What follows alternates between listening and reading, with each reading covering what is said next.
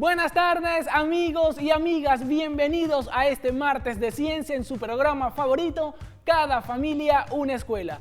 Hoy los invito a que estén atentos a todas y cada una de las orientaciones y clases que nos traen nuestros profesores que nos acompañarán acá en Cada Familia una Escuela de los distintos niveles de educación. Media técnica, media general, la modalidad de educación especial y por supuesto nuestro segmento TID.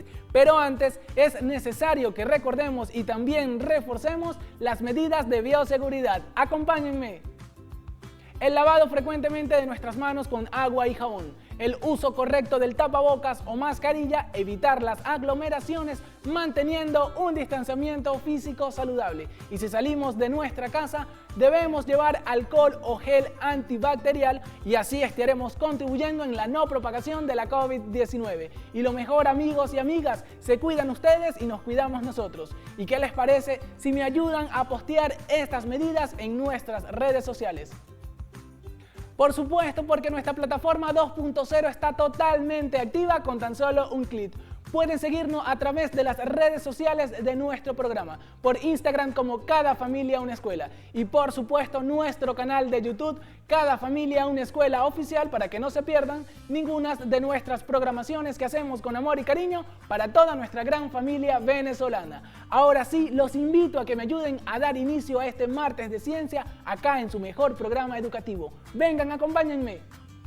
Claro que sí, ¿con qué se celebra, qué se recuerda o qué se conmemora, querida Venezuela? Un día como hoy, adelante.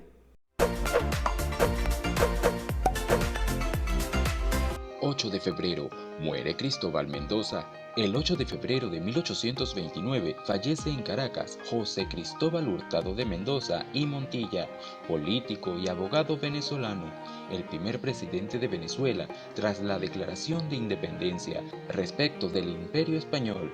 Fue él quien en funciones de presidente da a Simón Bolívar el título de Libertador.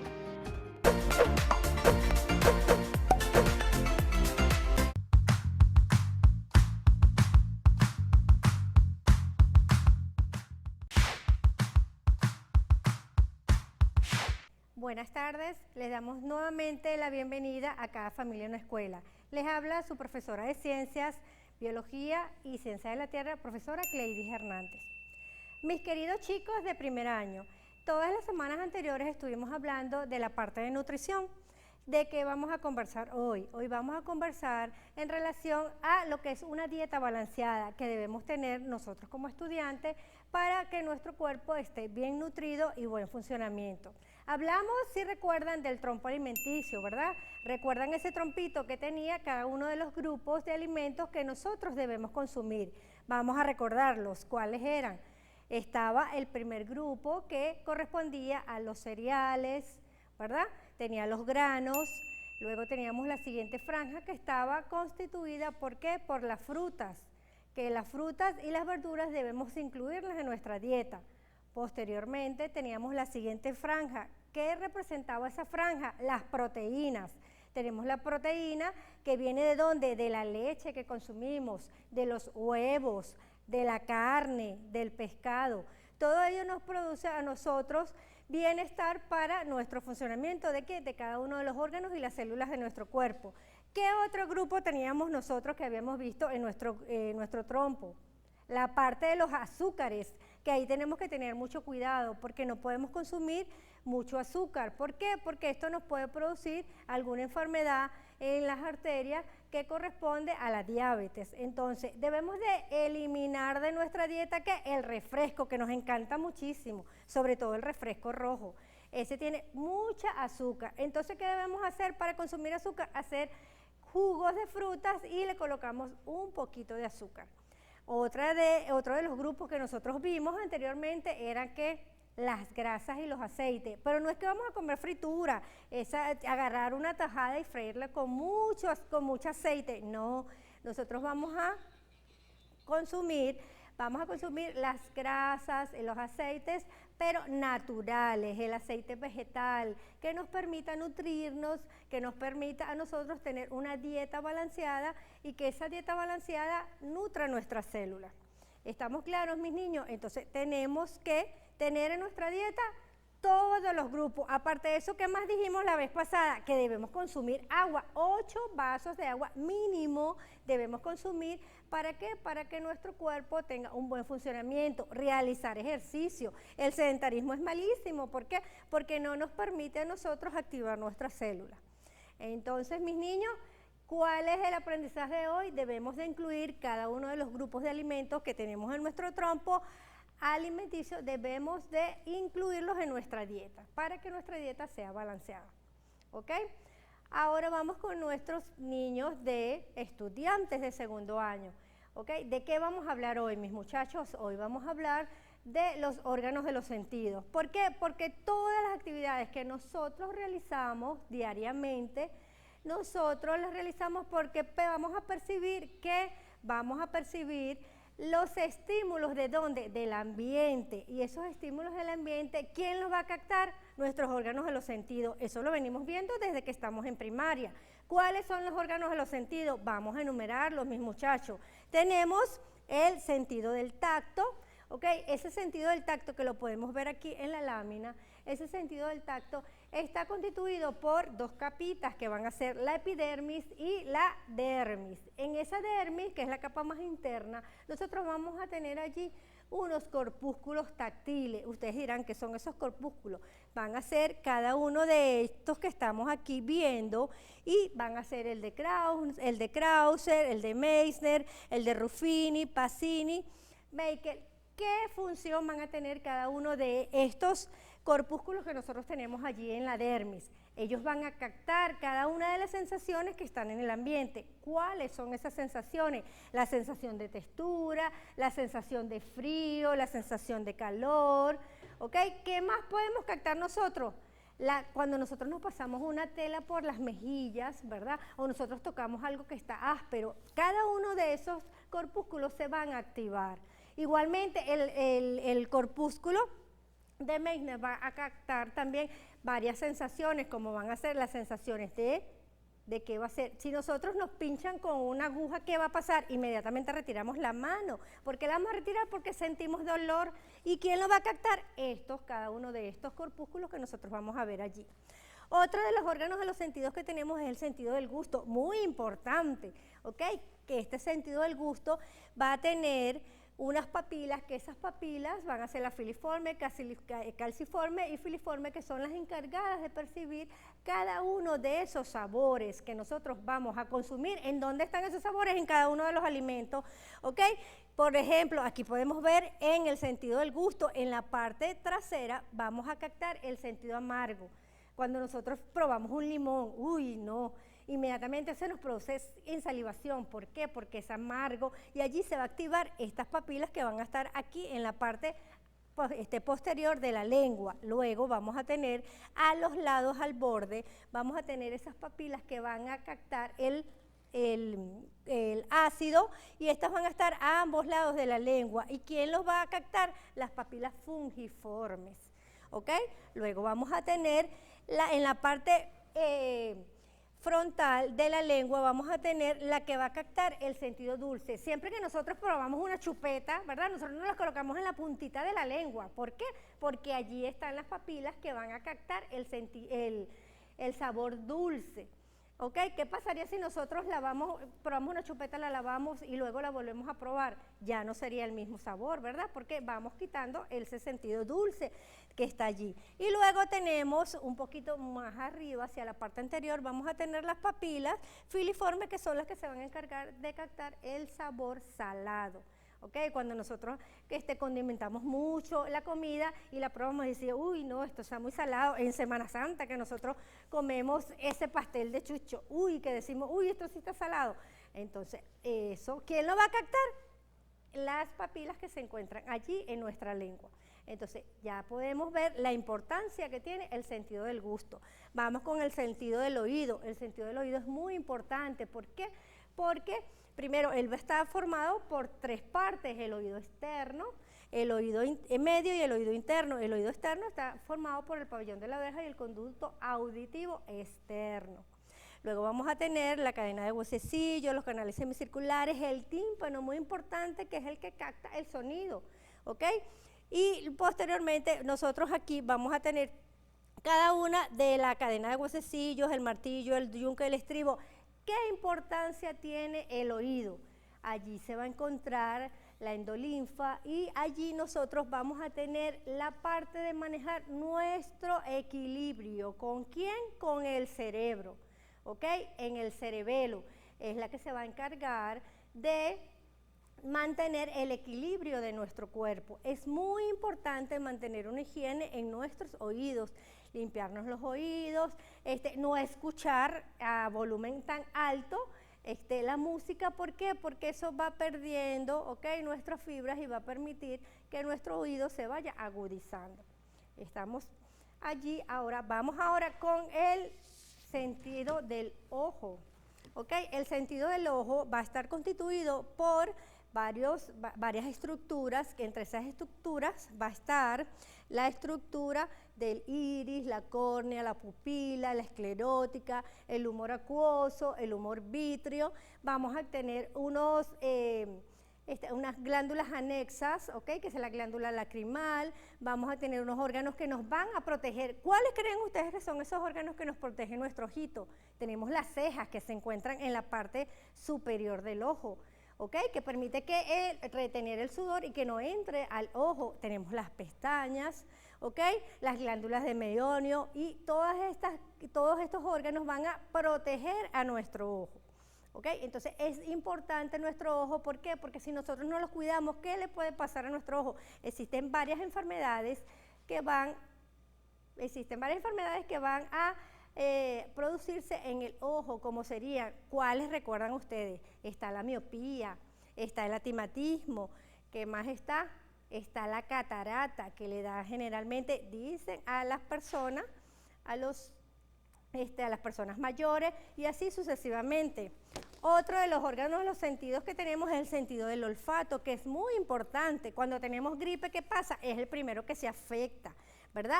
Va a estar constituido por la pituitaria amarilla y la pituitaria roja, que se encarga, una va a estar muy vascularizada, y la otra, que es la pituitaria amarilla, se encarga de protegernos y absorber todo el polvo que entra para evitar que a nosotros se nos produzcan enfermedades en nuestro sistema respiratorio. ¿Ok? Vamos ahora, mis chicos, de tercero, cuarto y quinto año. ¿De qué vamos a conversar? Vamos a conversar hoy sobre la parte de la evolución del hombre. ¿Ok? La evolución del hombre nosotros la vamos a verificar a través de ¿qué? A través de los huesos fósiles que fueron encontrados y parte de los instrumentos de civilización que nos permitieron a nosotros en ese momento identificar que el hombre iba evolucionando. ¿Cuáles eran esas particularidades que tenía el hombre? Estaba el Australopithecus, estaba el Homo sapiens, el Homo habilis, estaba el Cromañón, y así sucesivamente. ¿Y qué características identificaban en ese momento? Identificaban a ese hombre de allí. Tenía posición bípeda, tenía raciocinio, la dentadura era mucho más corta, no era tan pronunciada, el caminar, la locomoción era bípeda, ya no eran cuatro patas, las extremidades superiores no excedían las extremidades inferiores, y así, sobre todo la cavidad craneana era muy importante porque era mucho más amplia, ¿okay?, que los anteriores. Entonces, todos estos signos nos permitieron a nosotros identificar cómo iba evolucionando el hombre. Ok, mis chicos de quinto año, en Ciencia de la Tierra vamos a conversar hoy sobre algunas manifestaciones que va a tener el relieve producto de ¿qué? De la erosión, de los sedimentos. ¿Y cuáles van a ser esas manifestaciones? Van a haber cordilleras, precordilleras, montañas, planicies, como lo podemos ver en las láminas, llanura. Todas estas manifestaciones de relieve van a hacer que Venezuela tenga un relieve muy frondoso, un relieve variado que permita la permanencia en cada uno de los estados. ¿Okay? Allí es muy importante verificar cuáles van a ser las vegetaciones, cuál va a ser el ganado que se va a permanecer allí en cada uno de esos estados. Entonces, mis chicos, es muy importante identificar cuál es el tipo de relieve que predomina en cada estado. Hasta aquí Espero que haya sido de su agrado la clase de hoy, que hayan tenido un gran conocimiento. ¿Y cómo vamos a complementar esto, mis chicos? Vamos a colocar en pantalla cada una de las actividades que ustedes deben realizar en su casa. ¿Para qué las vamos a realizar? Para fortalecer este conocimiento, para nosotros poder indagar, investigar, desarrollar ese gusanito de la investigación, porque no nos podemos quedar solamente con lo que vemos aquí, debemos investigar y conocer por qué se produce esto. Entonces, allí le dejo en pantalla cada una de las láminas con las actividades que ustedes deben realizar. Se despide la profesora Cleidis Hernández. Chao, feliz tarde.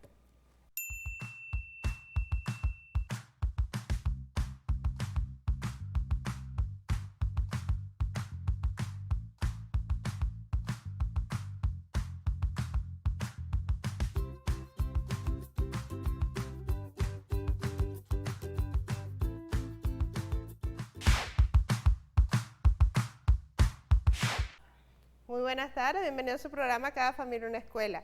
El día de hoy con su clase de química, esa química divertida, entretenida, aplicada a la vida diaria. Bueno, continuando con nuestros referentes y nuestro tema generador del mes, que es tradiciones y su evolución histórica. Quiero agradecer y felicitar a todos los estudiantes que están participando en el 5º reto de ciencias. Muy bien, felicitaciones. Además, esos videos han estado espectaculares. Pronto los vamos a ir viendo en cada uno de estos programas de Cada Familia una Escuela, porque hay que resaltar el trabajo que están haciendo en cada uno de los estados, instituciones, y además que no solamente su trabajo, sino de toda la familia, los docentes, la comunidad que está participando activamente en ello. Bueno, pero como estamos trabajando lo que es la ciencia, continuamos con nuestra tabla periódica. Esa tabla periódica que venimos conociendo, aprendiendo y que sabemos que está clasificada en metales, no metales, metaloides y gases nobles. Veamos en nuestra tabla periódica en el estudio los elementos. Las clases pasadas habíamos hablado acerca de los metales alcalinos, alcalido térreo, ¿sí? Luego, esta semana vamos a trabajar los metales de transición, que son los que están desde acá hasta acá, ¿sí? Desde el grupo 3 al grupo 12. Todos ellos forman parte de nuestros metales de transición. Por ejemplo, algunos de estos metales de transición son el hierro, que hemos hablado bastante acerca de ellos, el cobre, la plata, el oro, el mercurio, ¿sí? Dentro de esos elementos de transición tenemos importante destacar el mercurio. ¿Qué sucede con el mercurio? Dentro de las características de los metales son sólidos, todos, a excepción del mercurio, que se encuentra en estado líquido, ¿sí? Los metales son brillantes, tienen altos puntos de fusión. En el caso de los metales de transición, son coloreados. Sus compuestos, los compuestos de los metales de transición son de colores muy bonitos, muy vivos. Por ejemplo, en el cobre tenemos azul, tenemos diferentes colores para el cromo, ¿sí? Para los compuestos de cromo. En la plata, color plateado, ¿sí? Y observemos que seguimos aprendiendo nombre y símbolo, ¿ok? Es importante. ¿Y de dónde provienen esos nombres? Por ejemplo, la plata, el símbolo es AG. ¿Pero por qué se llama plata si es AG? Porque proviene del latín argentium, porque el país de nuestro continente americano, donde se encuentran los mayores yacimientos de plata, es Argentina. ¡Wow! Entonces, podemos relacionar símbolos con ese origen del nombre. Entonces, este es plata. Y así trabajamos con estos metales de transición. ¿De acuerdo? Entonces, veamos acá algunos ejemplos que tenemos en la cotidianidad.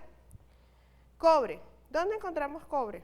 Tenemos en algunos dispositivos, motores, ¿bien? ¿Dónde podemos encontrar alambres de cobre? Que son de este color bien bonito, llamativo, ¿sí? Ahora, tenemos el oro. Hablamos del oro. ¿De qué color es el oro? A ver, en el hogar, de color amarillo brillante, ¿sí? ¡Wow! Muy importante. En Venezuela tenemos yacimientos de oro, yacimientos también de cobre, bien, entonces lo tenemos en yacimientos de hierro. Tenemos ejemplo de hierro, nuestros tornillos y algunas piezas que tenemos en el hogar, ¿sí? Y en las diferentes industrias. ¿Dónde están los principales yacimientos de hierro? En el estado Bolívar. Aluminio, pero el aluminio lo vamos a ver la clase que viene. Muy bien, entonces, ahora vamos a seguir conociendo acerca de ese lenguaje de la química y vamos avanzando en nuestra siguiente lámina donde tenemos igualmente los compuestos inorgánicos. En esa lámina de compuestos inorgánicos tenemos los óxidos, los ácidos, los hidróxidos y las bases, las sales. Ok, la semana pasada habíamos hablado acerca de los óxidos, hoy vamos a hablar acerca de los hidróxidos. Los hidróxidos son compuestos ternarios constituidos por un metal, el oxígeno e hidrógeno. ¿Dónde se encuentran esos hidróxidos en el hogar? Por ejemplo, en productos de limpieza como el jabón, ya sea líquido o sólido, son uno de los ingredientes fundamentales para la elaboración, son los hidróxidos, hidróxido de sodio o entre otros. Bien, también lo encontramos en algunos medicamentos, por ejemplo la leche de magnesia, que tiene hidróxido de magnesio. Muy bien. Continuando entonces, ¿para qué es importante? Ya sabemos dónde lo encontramos, pero ¿cómo familiarizarnos con nuestro lenguaje? ¿Cómo se nombran esos hidróxidos? Venimos trabajando la nomenclatura tradicional, sistemática y stock. Seguidamente podemos ver en la pantalla algunos ejemplos de esos hidróxidos, ¿cómo se nombra? Por ejemplo, tenemos el hidróxido de sodio, ¿cómo se nombra en la nomenclatura tradicional? Hidróxido de sodio. ¿Cómo se nombra por la nomenclatura stock? Tenemos que decir que es un hidróxido, seguido de qué metal, y luego la valencia entre paréntesis y números romanos.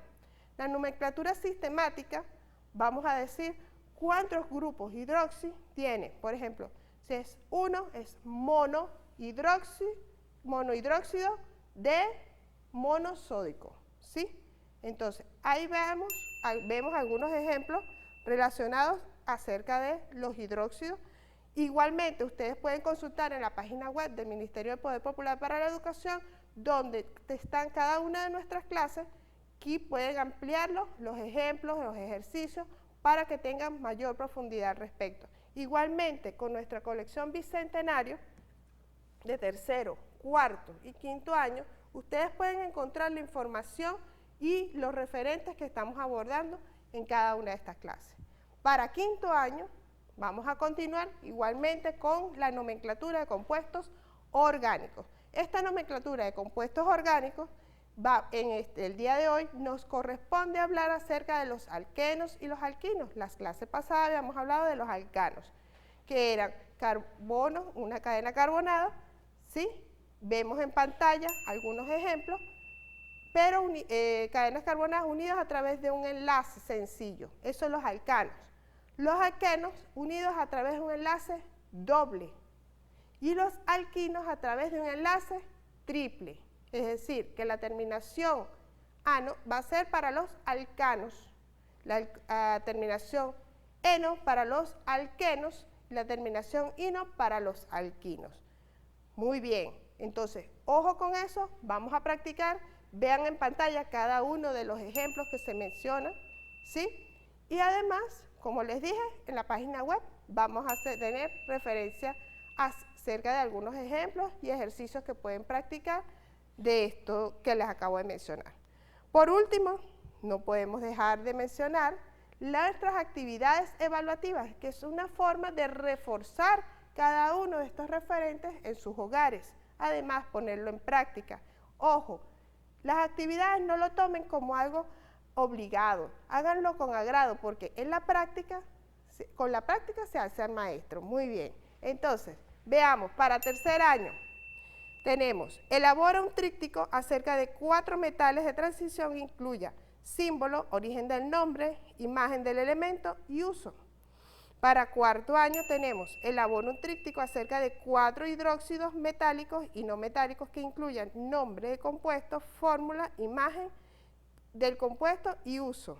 Y para quinto año elabora un tríptico acerca del uso del alcohol isopropílico de algunas sustancias relacionadas con los alquenos y alquinos. Bien, de manera que realicen un mapa, pero que sea cerca del uso de esos alquenos y de esos alquinos. Muy bien, nos vemos entonces la clase que viene y los espero recibir muchos videos acerca del reto de ciencia. Nos vemos, chao.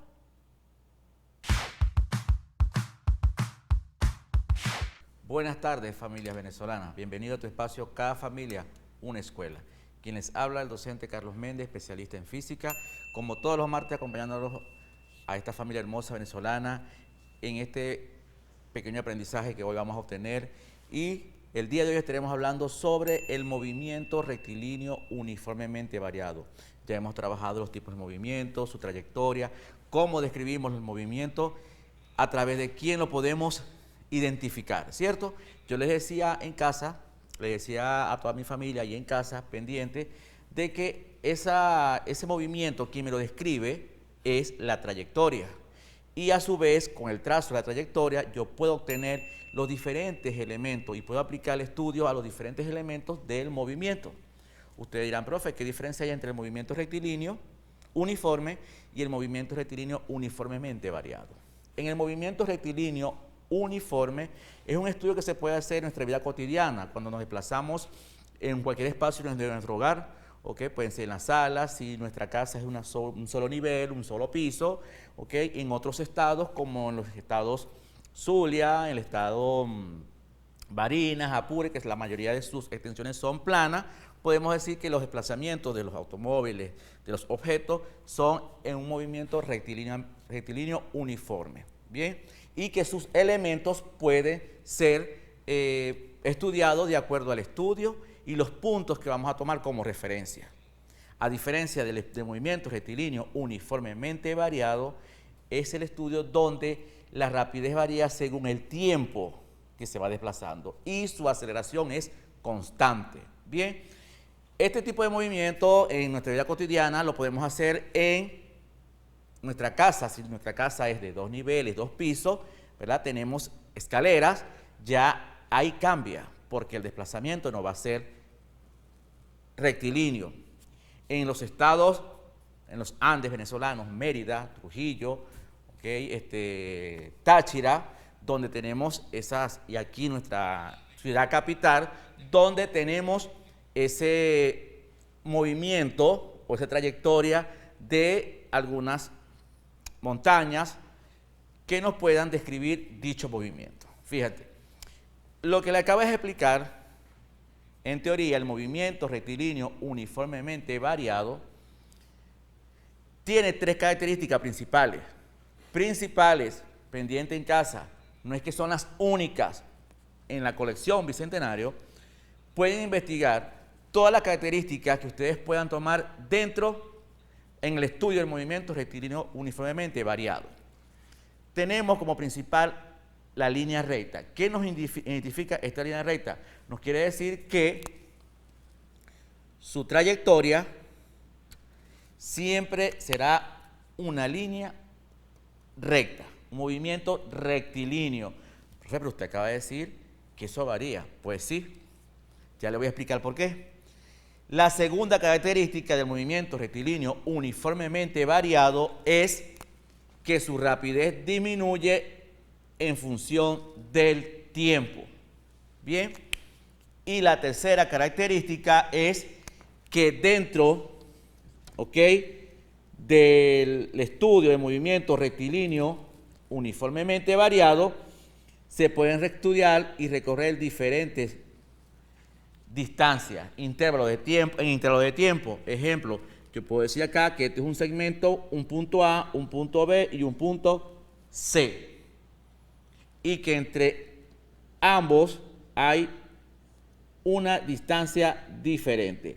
Que ese es el estudio que uno aplica para estudiar el desplazamiento, la rapidez o la aceleración que obtiene un móvil en determinado tiempo.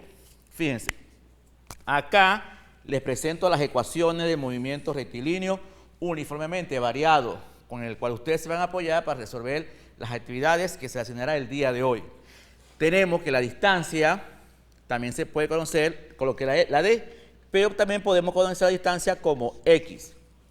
Va a ser igual a la velocidad inicial por el tiempo, más la aceleración por el tiempo al cuadrado entre 2. Tenemos la velocidad final al cuadrado, va a ser igual a la velocidad inicial al cuadrado más el doble producto por la aceleración y por la distancia. Tenemos la velocidad final, va a ser igual a la velocidad inicial más la aceleración por el tiempo. Las tres ecuaciones principales para el estudio del movimiento rectilíneo uniformemente variado. Fíjense, tenemos acá que la aceleración es constante, ¿ok? Pero su rapidez varía en función del tiempo, como le decíamos en la segunda característica principal del ejercicio, del movimiento rectilíneo uniformemente variado. Bien, entonces, es lógico que si el móvil, objeto, se va a desplazar hacia una pendiente, ¿verdad? Ascendiendo, subiendo la pendiente, el móvil debe de acelerar, ¿verdad? Debe tomar fuerza para poder ir llegando al tope de su punto. Suponte que acá tengamos el punto A y el punto B. Estos puntos que estoy marcando acá es el cambio de rapidez en función del tiempo. Bien, entonces al llegar acá el móvil disminuye su velocidad, pero luego vuelve y ya acá se estudian dos aceleraciones. Tenemos la aceleración positiva cuando el móvil aumente su rapidez o su aceleración, y cuando el móvil disminuye su aceleración es negativa, positiva y negativa. Entonces acá tenemos dos tipos de movimiento: movimiento rectilíneo uniformemente acelerado, movimiento rectilíneo uniformemente acelerado porque su aceleración es positiva. Y tenemos el movimiento rectilíneo uniformemente retardado porque su aceleración es negativa. Bien, entonces, en un estudio, en una futura gráfica, podemos tener un tipo de gráfica de este nivel. Su aceleración es constante, pero tenemos tres puntos que ubicar: A, B y C. Entonces, entre A y B, el móvil se detuvo, está en reposo. Su velocidad inicial es 0. Pero luego retorna el movimiento del punto B al punto C, pero su aceleración acá es negativa. Es un movimiento uniformemente retardado. Del punto de partida al punto A, su aceleración es positiva. Bien, entonces, con este análisis gráfico podemos nosotros en casa resolver las actividades que se les van a asignar. Entonces, en pantalla pueden ver las siguientes actividades. Para tercer año, realizar una gráfica de movimiento que desee: rectilíneo uniforme o movimiento rectilíneo uniformemente variado. Analizar e identificar los elementos presentes en ella y identificar la aceleración positiva y negativa. Para cuarto y quinto año, ahí se le presentan dos ejercicios. Profe, ¿cómo podemos resolver esos dos ejercicios? Muy bien, acá en su colección Bicentenario, textos que están en nuestras instituciones, de forma gratuita, pueden encontrar los diferentes ejercicios y estrategias y tips para resolver lo que se les está planteando. Bueno, jóvenes, estudiantes, mi corazón es de ustedes, los amo, será hasta la próxima clase. Chao.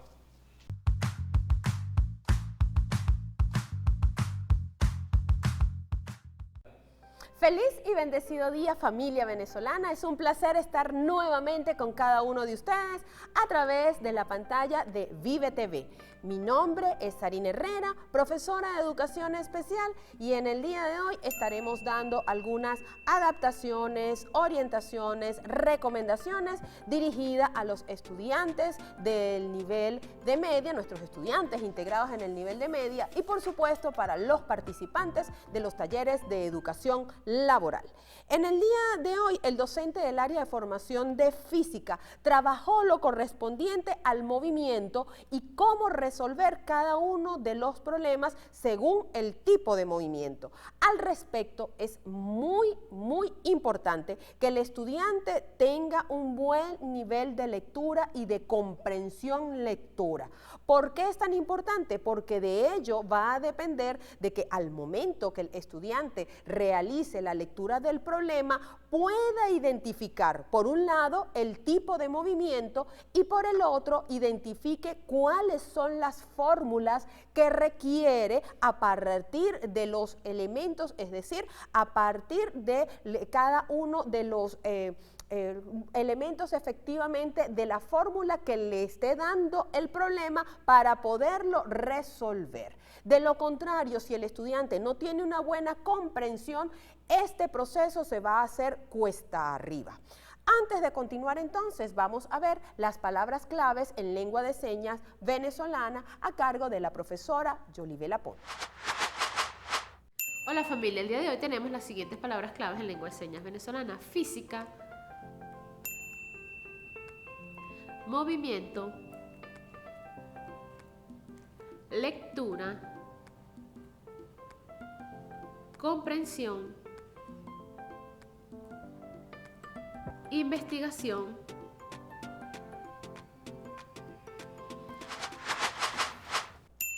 Gracias a la profesora Yolibel Aponte por traernos cada día, cada semana, durante todo el año escolar, las palabras claves en lengua de señas, porque cada una de ellas nos permite en casa ir aumentando, acrecentando nuestro vocabulario en lengua de señas y así garantizar ese derecho que tiene la población con deficiencias auditivas a una efectiva comunicación y que sea entendido por cada uno de los que se encuentran a su alrededor. Ahora bien, familia, continuemos entonces con este aspecto. Una vez que el estudiante ya ha aprendido, eso se debe crear el hábito desde muy temprana edad, el hábito de la lectura, pero si esto no se ha hecho en el momento, es importante que desde ahora nuestros estudiantes, los jóvenes, se acostumbren a leer diferentes tipos de géneros literarios. No es solamente que lea, puede tener también que descargue algún artículo de su interés a través de las redes sociales o internet, pero también es importante que no solamente lea aspectos que están relacionados solo con su interés, eso es un punto de partida, pero también que pueda leer poesía, cuentos, narraciones, que pueda revisar la noticia y conocer cuáles son los elementos que están sucediendo en este momento, analizarlos, discutirlos en familia. Todo ello le permite al estudiante crear también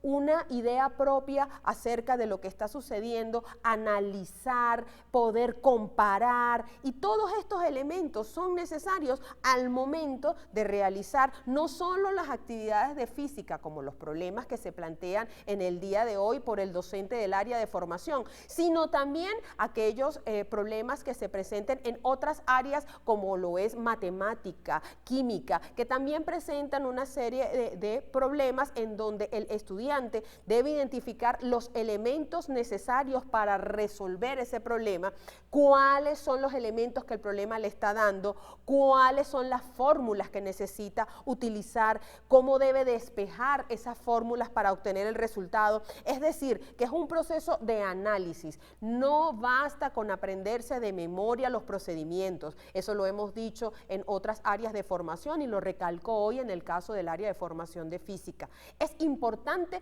que el estudiante analice y si hay fallas en ese proceso, entonces el representante o quien acompañe al estudiante en algunos momentos cuando tiene dudas debe explicar desde un poco más atrás. Recuerde que también las dudas las puedes aclarar con el docente del área de formación de la institución educativa donde cursas, pero si no puede en ese momento el docente, entonces también con otros compañeros de clase también te puedes apoyar o con algún familiar que te pueda orientar de modo tal en que todos los pasos previos de cómo despejar, cómo identificar los elementos que necesitas del problema para llegar a la solución y todos estos procesos previos de comprensión, trabajarlos antes de enfocarnos directamente en lo que corresponde al análisis de los problemas en el caso de física. También es importante que en casa, además de cultivar la lectura para estos procesos de comprensión, eso también desarrolla la atención, mejora la ortografía, es decir, que la lectura permite desarrollar otras habilidades y destrezas, que no es solo al momento de utilizar la computadora y realizar un trabajo, cortar y pegar. Significa que el estudiante es capaz de leer un texto, es capaz de extraer las ideas principales y si ha de elaborar un ensayo, poder incorporar sus ideas de una forma efectiva. Pero esto no se hace de un día para otro, papá, mamá, representante. Esto se hace con constancia, es un proceso. En consecuencia, debemos, por un lado, respetar el modo, estilo de aprendizaje del estudiante y por el otro lado, orientar aquellas habilidades y destrezas que sabemos que van a mejorar su desempeño al momento de abordar lo que corresponde a los referentes teórico-prácticos. Bien, ya vamos entonces terminando por el día de hoy, no sin antes recordarles la importancia de mantener las medidas de bioseguridad. Sabemos cómo cuidarnos, así que no abandonemos cada una de estas medidas, porque al protegerse usted, nos protegemos todos. Un gran abrazo desde la distancia y me despido recordándoles que ser diferente es algo común. ¡Nos vemos! Ya casi despedimos este martes de ciencia acá en tu mejor programa educativo y pedagógico, Cada Familia, una Escuela. Muchísimas gracias a nuestros profesores que nos acompañaron y por supuesto a la gran familia venezolana por seguir apoyando la educación en estos tiempos de pandemia.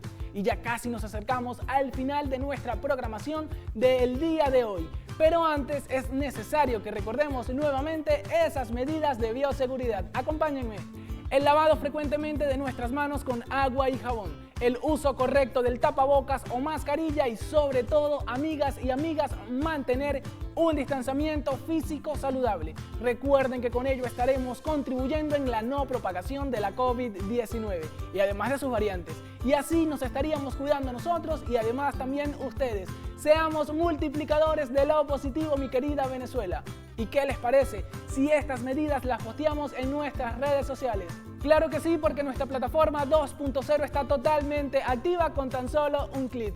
Por Twitter puedes seguirnos como Vive TV Oficial 1, por Instagram como Vive TV Oficial, por Facebook Vive Televisión y por supuesto nuestro canal de YouTube Vive TV Oficial. Además aparecen acá en pantalla para que así ustedes estén atentos a nuestras redes sociales. Los espero por allá. Amigos, amigas, llegamos al final de Cada Familia, una Escuela, pero por el día de hoy. La cita es a que nos sintonicen a través de nuestra pantalla de Vive TV, donde estaremos llevando una nueva emisión de su programa favorito, Cada Familia, una Escuela, de lunes a viernes en el mejor horario, de 8 a 9 de la mañana y de 2 a 3 de la tarde. ¿Pero por dónde? Por tu mejor programa educativo, Cada Familia, una Escuela. Se les quiere, Venezuela.